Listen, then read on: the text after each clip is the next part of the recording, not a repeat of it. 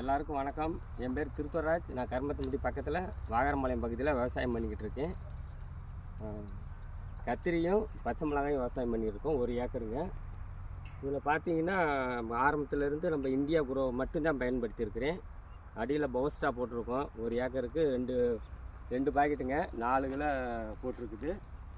ஓலிஃபும் 2 தடவை தான் கரைச்சிருக்கேங்க, 6 லிட்டர் கரைச்சிருக்கு. நல்லா செடி. இப்போ வேறு கெமிக்கல் உரம் எதுவுமே கரைக்கல. நல்ல செடி பாருங்கள், நீங்களே பாருங்கள். இந்த பக்கம் பூரா கத்திரி, இந்த பக்கம் பார்த்தீங்கன்னா இதுலேருந்து 1/2 ஏக்கரு பச்சை மிளகாய். காய்களை பாருங்கள். மேலே வந்து பவஸ்டா, ஓலிஃபு இதெல்லாம் வந்து ஸ்ப்ரே பண்ணியிருக்குது. பாருங்கள், காய் ஆரம்பிச்சிருச்சு. கத்திரிக்காய்ங்க நல்லா கொத்து கொத்தாக இருக்குது. பூ பிஞ்செல்லாம் நல்லா பிடிச்சிருக்குது. பூவும் நல்லா எடுத்துருக்குது. அதுமாதிரி பச்சை மிளகாய் பாருங்கள், பச்சை மிளகாய் எல்லாம் காய் பிடிச்சிருக்குங்க. இன்னும் இது வரைக்கும் கெமிக்கல் உரம் எதுவுமே போடலை, யூஸ் பண்ணவே இல்லை. மேலே ஸ்ப்ரேயும் பண்ணலைங்க.